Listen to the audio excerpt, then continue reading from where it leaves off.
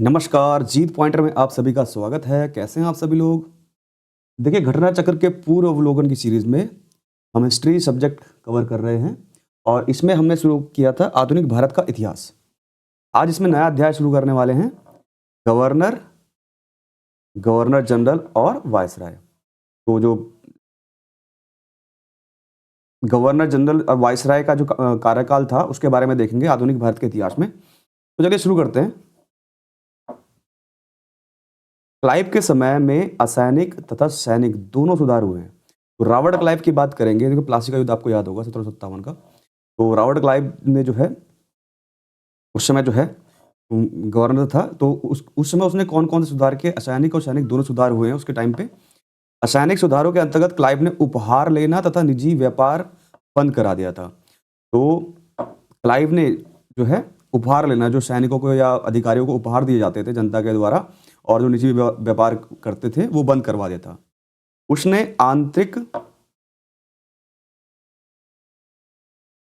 कर देना अनिवार्य बना दिया था। ठीक है, तो जो आंतरिक कर देना जो है उसने अनिवार्य बना दिया था। सैनिक सुधारों के अंतर्गत क्लाइव ने आज्ञा दी कि दोहरा भत्ता बंद कर दिया जाए। ठीक है, तो जो सैनिकों को जो दोहरा भत्ता दिया जाता था वो भी बंद करा दिया था। किसने बंद कराया? रॉबर्ट क्लाइव ने।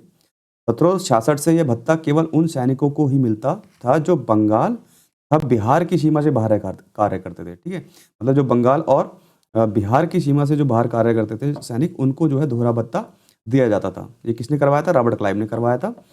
आगे देखेंगे, अपने प्रशासनिक सुधारों के अंतर्गत हेस्टिंग्स ने सर्वप्रथम 1772 ईस्वी में कोर्ट ऑफ डायरेक्टर्स के आदेशानुसार बंगाल में द्वैध शासन की स्थापना की थी। ठीक है,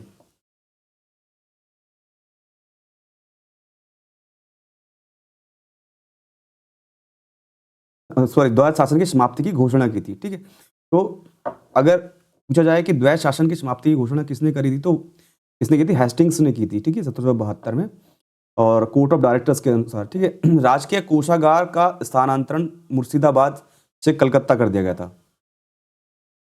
ठीक है, जो राजकीय कोषागार था उसका स्थानांतरण कहाँ से? मुर्शिदाबाद से कलकत्ता। किसने किया? हेस्टिंग्स ने किया। वारेन हेस्टिंग्स का विचार था कि समस्त भूमि शासक की है। ठीक है, राजस्व सुधारों को व्यवस्थित करने के लिए उसने परीक्षण और अशुद्धि नियम को अपनाया था। ठीक, रेगुलेटिंग एक्ट 1773 के तहत ब्रिटिश संसद के द्वारा बंगाल में पहली बार कॉलजिस्ट सरकार की व्यवस्था की गई थी। ठीक है, इस सरकार में एक अध्यक्ष तथा 4 सदस्यों का प्रावधान था।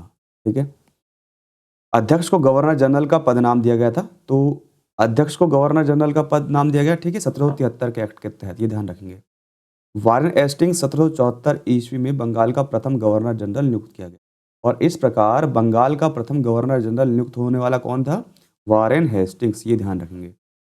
गवर्नर जनरल की बात की जा रही है, उससे पहले पोस्ट चलती थी गवर्नर की। और 1773 का जो रेगुलेटिंग एक्ट आया, ठीक है, कौन सा? 1773 का रेगुलेटिंग एक्ट आया, उसमें गवर्नर की पोस्ट, बंगाल के गवर्नर की पोस्ट को बंगाल के गवर्नर जनरल की पोस्ट में बदल दिया गया और इस प्रकार बंगाल का पहला गवर्नर जनरल कौन बना? वारेन हेस्टिंग्स बना। बहुत महत्वपूर्ण क्वेश्चन है। आगे देखेंगे, जन प्रशासन की नींव वारेन हेस्टिंग्स द्वारा मजबूती से रखी गई थी। तो जन प्रशासन की नींव जो है सबसे पहले किसने रखी? वारेन हेस्टिंग्स ने रखी, जिस पर ऊपरी संरचना कॉर्नवालिस ने तैयार की। और इसकी जो ऊपरी संरचना, मतलब उसको जो है डेवलप किसने किया? कॉर्नवालिस ने तैयार किया। कॉर्नवालिस के समय में न्यायिक सुधारों, फौजदारी कानूनों में सुधारों, पुलिस सुधार, कर संबंधी सुधारों तथा व्यापारिक सुधारों से जन प्रशासन की नींव पड़ी। ठीक है, आगे देखेंगे। देखिए, 15 जनवरी 1784 का एशियाटिक सोसाइटी ऑफ बंगाल की स्थापना के समय बंगाल का governor general Lord Warren Hastings था। ठीक है, जब एशियाटिक सोसाइटी की स्थापना हुई थी, कब हुई? 15 जनवरी। एशियाटिक सोसाइटी ऑफ बंगाल की बात की जा रही है, एशियाटिक सोसाइटी ऑफ बंगाल। ठीक है, इसकी स्थापना हुई थी 15 जनवरी 1784 ईस्वी को। ठीक है, ध्यान रखेंगे। और उस समय जो है कौन था बंगाल का गवर्नर जनरल? हेस्टिंग्स। पूरा नाम रखेंगे, वारेन हेस्टिंग्स। का टाइम पीरियड 1774 से 1785 का था। सुरक्षा प्रकोष्ठ या घेरे की नीति से वारेन हेस्टिंग्स तथा वेलेजली संबंधित थे। अगर बात की जाए कि सुरक्षा प्रकोष्ठ, ठीक है, सुरक्षा प्रकोष्ठ समझ रहे हैं कि मतलब जहाँ पे उनका राज्य था, जहाँ पे उनकी क्षेत्र था, तो उसके चारों तरफ उन्होंने ऐसे स्टेट, ऐसे राज्य स्थापित करवा दिए थे जिससे उनको जो है सुरक्षा रहे, ठीक है। तो सुरक्षा प्रकोष्ठ या घेरे की नीति जो है किसने अपनाई थी? वारेन हेस्टिंग्स और वालेजली ने, ठीक है। वारेन हेस्टिंग्स के अन्यायपूर्ण तथा निरंकुश कार्यों के कारण उस पर महाभियोग का मुकदमा चलाया गया। ये प्रश्न बहुत ही ज़्यादा महत्वपूर्ण है, वेरी वेरी इंपॉर्टेंट, कि ऐसा कौन सा गवर्नर जनरल था जिस पर महाभियोग चला? तो याद रखेंगे वारेन हेस्टिंग्स, क्योंकि इसके क्या थे? अन्यायपूर्ण कार्य करता था और निरंकुश कार्य करता था। इसलिए ब्रिटेन पे इस पर जो है वारेन हेस्टिंग्स पर मुकदमा चला था, जो 1788 से 1795 ईस्वी तक चलता रहा। किंतु ब्रिटिश संसद ने उसकी सेवाओं को देखते हुए उसे सभी दोषों से मुक्त कर दिया था, और इसको जो है सभी दोषों से मुक्त कर दिया गया, ठीक है। तो महाभियोग लगने वाला पहला गवर्नर जनरल की बात करेंगे तो वारेन हेस्टिंग्स है। आगे देखेंगे, रियासतों के प्रति प्रमुख ब्रिटिश नीतियां निम्नलिखित थी। अब देखिए, जो इन्होंने जो नीतियां अपनाई रियासतों के प्रति कौन कौन सी, देखिए पहले कंपनी का भारतीय रियासतों से समानता के लिए संघर्ष, ठीक है। सुरक्षा प्रकोष्ठ की नीति या घेरे की नीति इन्होंने अपनाई, और अधीनस्थ पृथक्य की नीति, अधीनस्थ संघ की नीति, बराबर के संघ की नीति, ये सब नीतियां इतना इंपॉर्टेंट नहीं है, आगे देखेंगे। दीवानी और फौजदारी कचहरियों के श्रेणीबद्ध संगठन के जरिए न्याय प्रदान करने की नई व्यवस्था की नींव अंग्रेजों ने रखी थी। तो दीवानी और फौजदारी जो है कचहरियाँ किसने रखी? अंग्रेजों ने इसकी नींव रखी। इस व्यवस्था को वारेन हेस्टिंग्स ने आरंभ किया था। तो ये जो जिसका स्थापना किसने करी थी? वारेन हेस्टिंग्स ने। मगर कॉर्नवालिस ने इसे सुदृढ़ बनाया था। बाद में कॉर्नवालिस ने इसको जो है डेवलप किया। शक्ति कलेक्टर के हाथों में केंद्रित कर दी गई थी, और जो है शक्ति इसके दी गई कलेक्टर के हाथों में दे दी गई। 1787 ईस्वी में जिले के प्रभारी कलेक्टर को दीवानी अदालतों के दीवानी न्यायाधीश भी नियुक्त कर दिया गया था। आगे देखेंगे, इसके अतिरिक्त इन्हें फौजदारी शक्तियां और सीमित मामलों में फौजदारी न्याय करने का भी अधिकार दे दिया गया। 1790-1792 ईस्वी के बीच भारतीय न्यायाधीशों से युक्त जिला फौजदारी अदालतों को समाप्त कर उसके स्थान पर 4 भ्रमण करने वाले न्यायालय और 3 बंगाल हेतु और 1 बिहार के लिए नियुक्त किया गया, ठीक है। आगे देखेंगे,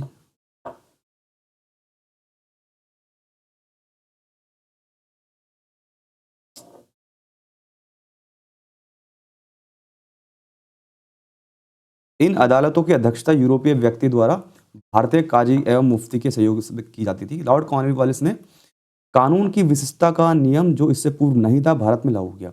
ये कानून की विशिष्टता, अगर प्रश्न आ जाए कि कानून की विशिष्टता का नियम भारत में किसने लागू किया था, तो याद रखेंगे लॉर्ड कॉर्नवालिस ने, ठीक है। कानून की विशिष्टता किसने लागू की थी? कॉर्नवालिस ने, बन सकता है प्रश्न ये, ठीक है। आगे देखेंगे, कॉर्नवालिस ने अपने न्यायिक सुधारों को 1793 ईस्वी तक अंतिम रूप देकर कॉर्नवालिस संहिता के रूप में प्रस्तुत किया। तो इसने विशिष्ट कानून बनाए और उसको नाम दिया कॉर्नवालिस संहिता। आगे देखेंगे, यह सुधार प्रसिद्ध सिद्धांत शक्तियों के पृथक्करण पर आधारित था। तो जो इसका जो सुधार था ये किस पर आधारित था? शक्तियों के पृथक्करण पर आधारित था, कॉर्नवालिस संहिता। इसके तहत उसने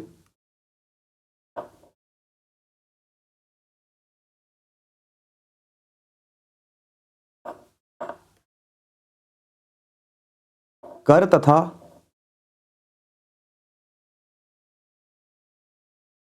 तथा न्याय प्रशासन को पृथक कर दिया था, ठीक है। यानी उसने जो है कर प्रशासन को और न्याय प्रशासन को अलग कर दिया था।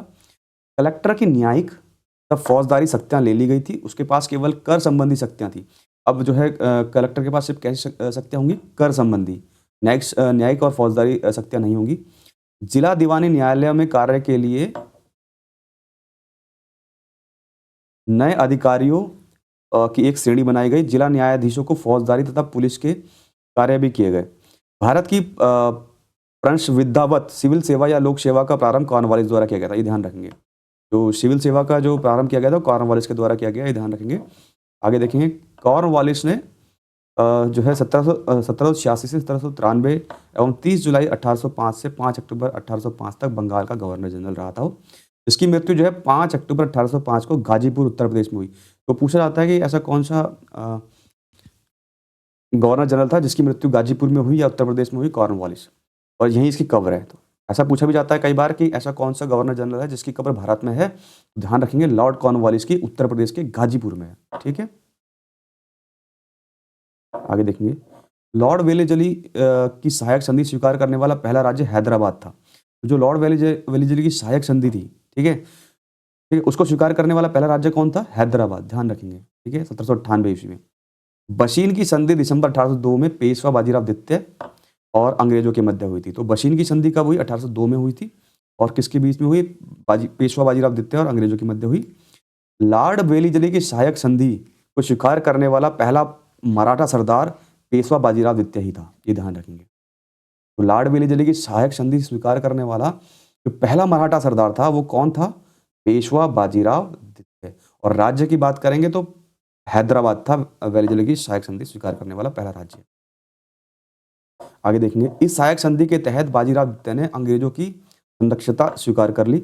इस संधि की शर्तों के अनुसार अंग्रेजों ने पेशवा को पूना में पुनः स्थापित करने के साथ लगभग 60,000 सैनिक पेशवा की रक्षा हेतु उसके राज्य में रखने का वादा किया। जबकि इसके बदले में पेशवा ने अंग्रेजों को 26 लाख रुपए वार्षिक आय वाले क्षेत्र प्रदान करने की सहमति जताई। आगे देखेंगे, लॉर्ड वेलिजली ने भारतीय राज्यों को अंग्रेजी राजनीतिक परिधि में लाने के लिए सहायक संधि प्रणाली का प्रयोग किया। ठीक है, ये ध्यान रखेंगे। तो यही बात की जाती है कि सहायक संधि का प्रयोग किया था किसने? लॉर्ड वेलिजली ने। उसने सहायक संधि का आविष्कार नहीं किया। देखो बात ये भी आती है कि सहायक संधि का आविष्कार जो है उसने नहीं किया था। ठीक है, इसको जो है पहले ही विकसित हो चुकी थी। डुप्ले ने इसको सर्वप्रथम, जो यूरोप पे था डुप्ले, उसने लाया था इसको। डेवलप किया लॉर्ड वेलिजली ने सहायक संधि को। ठीक है, अंग्रेजों ने भी यह प्रणाली अपनाई। प्रथम सहायक संधि 1765 ईस्वी में अवध से की गई, जब कंपनी ने निश्चित धन के बदले उसकी सीमाओं की रक्षा करने का वचन दिया था। लॉर्ड वेलिजली द्वारा विशिष्ट रूप से प्रवर्तित सहायक संधि को स्वीकार करने वाले राज्य देखो, अब देखो कौन कौन से राज्य हैं। देखो सबसे पहला जो राज्य है सहायक संधि स्वीकार करने वाला, हैदराबाद 1798 ईस्वी तथा 1800 में किया। उसके बाद दूसरा आता था मैसूर 1799, फिर तंजौर आता है, ठीक है 1799, अवध, पेशवा और बरार के भोसले, सिंधिया, जोधपुर, जयपुर, मछेरी, बूंदी और भरतपुर। ये आगे देखेंगे, लॉर्ड विलियम बेंटिंक ने जुलाई 1828 ईस्वी में गवर्नर जनरल का कार्यभार संभाला। अब जो है 1828 में जो है किसने कार्यभार संभाला? लॉर्ड विलियम बेंटिंक ने। उसने सती प्रथा और बालिका शिशु वध जैसी सामाजिक कुरीतियों को समाप्त करने के लिए प्रभावकारी प्रयत्न किए। सती प्रथा और बालिका शिशु वध को समाप्त किसने किया? लॉर्ड विलियम बेंटिंक ने किया, ये ध्यान रखेंगे। आगे देखेंगे, इसने जो है प्रयत्न किया, देश में ठगी समाप्त कर शांति और व्यवस्था स्थापित की। ठगी भी जो है लॉर्ड विलियम बेंटिंक ने समाप्त की। उसने कोर्ट ऑफ डायरेक्टर्स की इच्छाओं के अनुसार भारतीय रियासतों के प्रति यथासंभव तटस्थता की नीति अपनाई। उसने जो है मतलब उसने अन्यायपूर्ण नीति नहीं अपनाई, न्यायपूर्ण नीति अपनाई थी। ठीक है, लॉर्ड विलियम बेंटिंक ने। आगे देखेंगे, जयपुर में अव्यवस्था ने ऐसा उग्र रूप धारण कर लिया कि ब्रिटिश रेजिडेंट पर ही प्रहार कर दिया गया, परंतु इस पर भी बेंटिंक ने हस्तक्षेप करना स्वीकार नहीं किया था। ठीक है, इसी प्रकार जोधपुर, बूंदी, कोटा और भोपाल में उसने हस्तक्षेप नहीं किया। देखिए, यद्यपि ऐसा करने के लिए पर्याप्त कारण थे, उसने जो है कोई हस्तक्षेप नहीं किया, परंतु उसने इस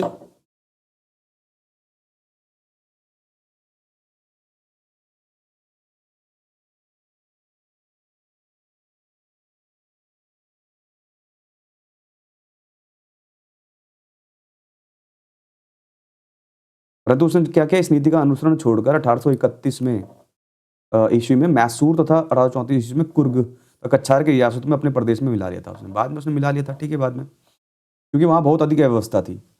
आगे देखेंगे, इंपोर्टेंट पॉइंट देखेंगे, विलियम बेंटिंक के शासन के 7 वर्षों में पुरानी निरंतर युद्धों तथा संयोजन की नीति तिलांजलि दे दी गई थी और भारत के इतिहास में बेंटिंक का नाम सामाजिक तथा प्रशासनिक सुधारों के कारण स्मरण किया जाता है। देखिए, बेंटिंक का नाम सामाजिक तथा प्रशासनिक सुधारों के कारण स्मरण किया जाता है। आगे देखेंगे, 1833 के चार्टर एक्ट के द्वारा भारतीय प्रशासन को पूर्णतः केंद्रीकृत करने का प्रयास किया गया था। कौन से चार्टर एक्ट के तहत भारत प्रशासन को पूर्णतः केंद्रीकृत करने का प्रयास किया गया? 1833 के चार्टर एक्ट के तहत। इस एक्ट के द्वारा बंगाल के गवर्नर जनरल को भारत का गवर्नर जनरल बना दिया गया था। बहुत महत्वपूर्ण पॉइंट है कि बंगाल के गवर्नर जनरल को भारत का गवर्नर जनरल बनाया गया। कौन से एक्ट में? 1833 के चार्टर एक्ट में। और 1833 ईस्वी में लॉर्ड विलियम बेंटिंक को भारत का प्रथम गवर्नर जनरल बनाया गया और लॉर्ड विलियम बेंटिंक जो है भारत का प्रथम गवर्नर जनरल बना दिया, ध्यान रखेंगे। आगे देखेंगे, लॉर्ड विलियम बेंटिंक ने कैप्टन स्लीमैन को ठगों के विरुद्ध कार्रवाई करने के लिए नियुक्त किया। देखो, कैप्टन स्लीमैन, ठगों के विरुद्ध कार्रवाई किसने करी थी? स्लीमैन का नाम आएगा। उसने लगभग 1500 ठगों को बंदी बना लिया था।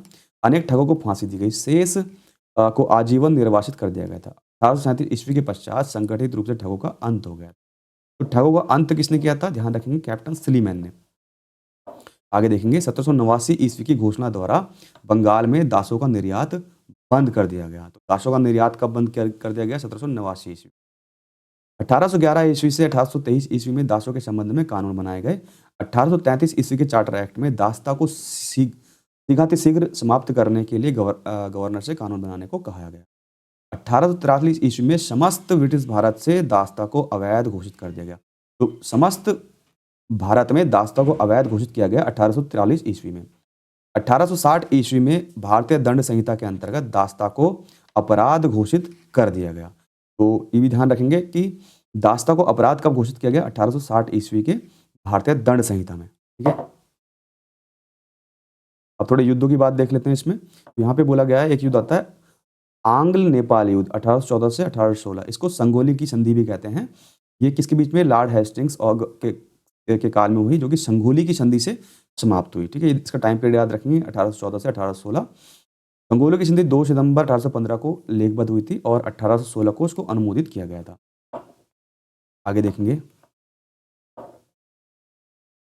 1854 ईस्वी में स्लीमैन के स्थान पर जेम्स आउट्रम को अवध का जो है ब्रिटिश रेजिडेंट बनाया गया। ठीक, अब स्लीमैन की जगह कौन आ गए? जेम्स आउट्रम आ गए। उसने कहा कि अवध का प्रशासन बहुत दूषित है तथा जनता की अव्यवस्था बहुत शोचनीय है। आउट्रम की रिपोर्ट को ही फरवरी 1856 में अवध के अधिग्रहण का आधार बनाया गया था। लॉर्ड डलहौजी ने अवध के नवाब वाजिद अली शाह पर कुशासन का आरोप लगाकर 13 फरवरी 1856 को उसका अंग्रेजी राज्य में विलय कर लिया था। अवध को जो है किसने अपने राज्य में विलय किया था? डलहौजी ने। और क्या आरोप लगा के? कुशासन का आरोप लगा के जो है 1856 में अवध के राज्य को अपने में मिला लिया था डलहौजी ने। ठीक है, छल कपट से। आगे देखेंगे, अवध के अतिरिक्त डलहौजी के व्यपगत के सिद्धांत के अंतर्गत विलय किए गए प्रदेश। ठीक है, डलहौजी ने और भी जो है व्यपगत के सिद्धांत के अंतर्गत जो है राज्य अपने में मिलाए, जैसे कि सतारा। सबसे पहला राज्य आता है सतारा, जैतपुर, संबलपुर, भगाट, उदयपुर, झांसी, नागपुर, करौली। ठीक है, ये सब चीजें। भारत में रेल निर्माण की दिशा में प्रथम प्रयास ब्रिटिश गवर्नर डलहौजी द्वारा किया गया था, ये सभी जानते हैं। प्रथम रेलवे लाइन 1853 ईस्वी में बंबई से ठाणे के बीच डलहौजी के समय बिछाई गई। रेल यात्रा का प्रारंभ ग्रेट इंडियन पेनिनसुला रेलवे द्वारा किया गया था, ये ध्यान रखेंगे। भारत में रेलवे के विकास का मुख्य उद्देश्य उनके कच्चे माल और को देश के आंतरिक भागों में बंदरगाह तक ले जाना था। इसका दूसरा उद्देश्य सेना को दूर दराज के क्षेत्रों तक पहुंचाना भी था, ताकि ब्रिटिश शासकों के प्रति होने वाले किसी विद्रोह को सरलता से दबाया जा सके। ठीक है, ये इनका उद्देश्य था रेल लाने का भारत में अंग्रेजों का।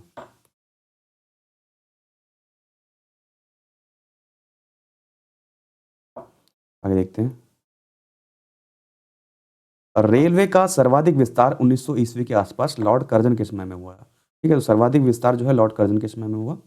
ब्रिटिश भारतीय राज्य क्षेत्र का अंतिम प्रमुख विस्तार लॉर्ड डफरिन के समय में हुआ। 1885 ईस्वी में तृतीय आंग्ल बर्मा युद्ध के बाद 1 जनवरी 1886 को बर्मा को ब्रिटिश भारत में मिला लिया गया। तो बर्मा को कब मिलाया गया? 1886 को भारत में बर्मा को, यानी जो आज म्यांमार है, उसको मिला लिया गया। आगे देखेंगे, डलहौजी से पूर्व सार्वजनिक निर्माण का कार्य एक सैनिक बोर्ड पर था। ठीक है, तो डलहौजी से पहले जो है जो सार्वजनिक निर्माण यानी रेल वगैरह जो निर्माण होते हैं वो सैनिक बोर्ड करता था। ठीक है, इसके कार्यकाल में पहली बार एक अलग सार्वजनिक निर्माण विभाग बनाया गया था और सार्वजनिक उपयोग कार्य के लिए बहुत से धन व्यय किया जाने लगा। वही जो आपको बोलते PWD आज चलता है, वो बाद में बना। ठीक है, ईश्वर चंद्र विद्यासागर के अथक प्रयासों के फलस्वरूप लॉर्ड कैनिंग के समय विधवा पुनर्विवाह अधिनियम 1856 पारित हुआ। तो ये बहुत महत्वपूर्ण क्वेश्चन है, विधवा पुनर्विवाह अधिनियम कब आया? 1856 में। और किसके समय में आया ये भी ध्यान रखेंगे, लॉर्ड कैनिंग के समय में आया। विधवा पुनर्विवाह अधिनियम जो है लॉर्ड कैनिंग के समय में आया और इसकी जो है मांग किसने करी थी? ईश्वर चंद्र विद्यासागर ने। इस अधिनियम के नियम 15 के तहत विधवा विवाह को वैध मान लिया गया था। ठीक है, आगे देखेंगे, विधवाओं के कल्याण से जुड़े अन्य नेता कौन थे? पश्चिमी भारत में विष्णु शास्त्री और धोंधो केशव कर्वे। ठीक है, जो है पश्चिमी भारत में कौन थे? विष्णु शास्त्री और धोंधो केशव कर्वे। धोंधो केशव कर्वे ने 1899 ईस्वी में पूना में विधवा आश्रम की स्थापना की। ये आता है कि पूना में विधवा आश्रम की स्थापना किसने करी? तो केशव कर्वे, धोंदो केशव कर्वे ने करी थी 1899 ईस्वी में, ये ध्यान रखेंगे। 1897 ईस्वी की महान क्रांति का सबसे महत्वपूर्ण परिणाम क्या था? जो 1857 की क्रांति हुई, वो महारानी की उद्घोषणा के कारण हुई थी। ठीक है? जब महारानी ने उद्घोषणा करी थी, यह उद्घोषणा 1 नवंबर 1858 को इलाहाबाद में हुए दरबार में लॉर्ड कैनिंग के द्वारा उद्घोषित की गई थी। तो महारानी थी उसको जो है भारत की जो है महारानी घोषित कर दिया गया था 1 नवंबर 1858 को। ये घोषणा कहाँ की गई थी? इलाहाबाद में, ये भी ध्यान रखेंगे। इसमें ईस्ट इंडिया कंपनी के शासन की समाप्ति और भारत के शासन को सीधा ब्रिटिश शाही ताज के अंतर्गत लाए जाने की घोषणा की गई थी। इसके तहत लॉर्ड कैनिंग ब्रिटिश भारत का प्रथम वायसराय बना था और इसी घोषणा के साथ क्या हुआ जो है भारत के जो गवर्नर जनरल की पोस्ट थी उसको हटाकर वायसराय की पोस्ट लाई गई और प्रथम वायसराय कौन बने? लॉर्ड कैनिंग बना, ये ध्यान रखेंगे। और उस समय रानी कौन थी? महारानी विक्टोरिया। ठीक है, ये भी ध्यान रखेंगे। तो महारानी विक्टोरिया को भारत की सम्राज्ञी 1870 में नियुक्त किया गया। जनवरी 1870 में आयोजित किए गए दिल्ली दरबार में इन्हें कैसरे हिंद की उपाधि प्रदान की गई थी। तो कैसरे हिंद की उपाधि महारानी विक्टोरिया को कब दी गई? दिल्ली दरबार में दी गई 1870। ध्यान रखेंगे। अब कुछ और युद्ध देख लेते हैं इसमें। यहाँ पे बात करेंगे प्रथम आंग्ल अफगान युद्ध की, वो 1839 से 1842 ईस्वी के मध्य हुआ। इस दौरान भारत के गवर्नर जनरल कौन थे? ऑकलैंड। तो ये भी ध्यान रखेंगे। प्रथम आंग्ल अफगान युद्ध के समय भारत के गवर्नर जनरल कौन थे? ऑकलैंड थे।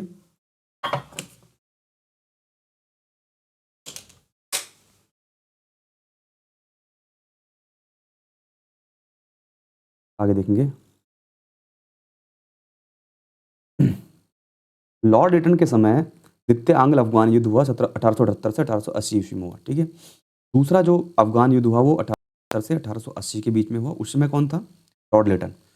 1843 के एक्ट 5 के द्वारा भारत में तत्कालीन गवर्नर जनरल लॉर्ड एलन बरो के दास प्रथा को उन्मूलन किया था। तो लास्ट में जो है अंततः दास प्रथा को किसने समाप्त किया? एलन बरो ने, ये ध्यान रखेंगे। आगे कुछ महत्वपूर्ण पॉइंट देख लेते हैं।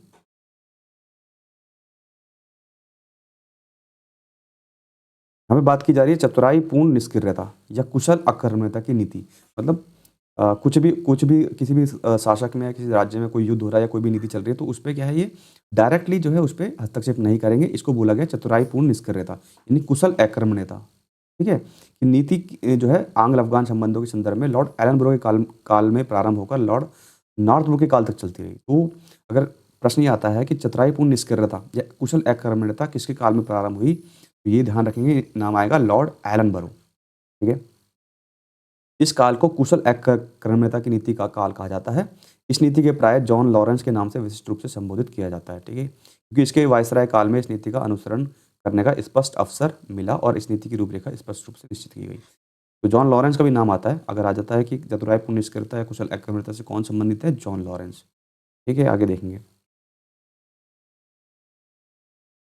बात कर लेते हैं कुशल अकर्मण्यता शब्द की। कुशल अकर्मण्यता शब्द JWS वाइली ने एडिनबरा रिव्यू के एक लेख में प्रयोग किया था। जो कुशल अकर्मण्यता जो शब्द है वो किसने लाया था?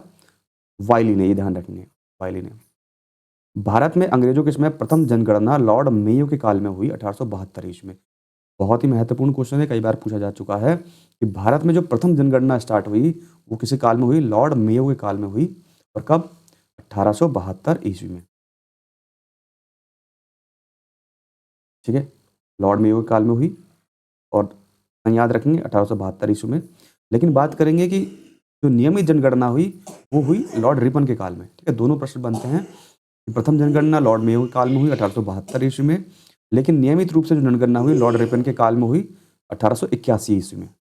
लॉर्ड मेयो की हत्या जो है अंडमान निकोबार द्वीप समूह के भ्रमण के दौरान शेर अली अफरीदी नामक एक कैदी द्वारा की गई थी। तो प्रश्न ये कई बार पूछा जा चुका है, ऐसा कौन सा जो है वाइसराय था जिसकी मृत्यु जो है अंडमान निकोबार में हुई? तो लॉर्ड मेयो की मृत्यु हुई, ध्यान रखें, हत्या हुई। ठीक है। देखिए, मेयो प्रथम गवर्नर जनरल या वाइसराय बोलेंगे जिसकी हत्या उसके कार्यकाल में की गई। तो ऐसा कौन सा प्रथम गवर्नर जनरल या वाइसराय था जिसकी हत्या उसके कार्यकाल में की गई? तो लॉर्ड मेयो का नाम याद रखेंगे। कहाँ? अंडमान और निकोबार में। 1876 ईस्वी में लिटन के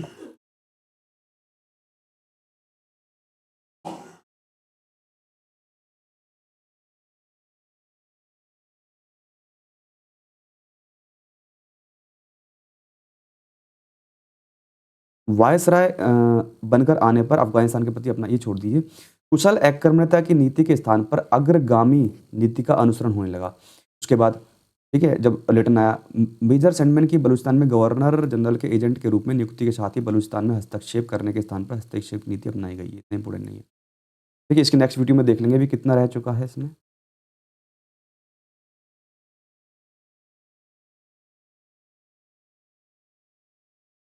ठीक है, नेक्स्ट इसका नेक्स्ट वीडियो में देखेंगे। धन्यवाद।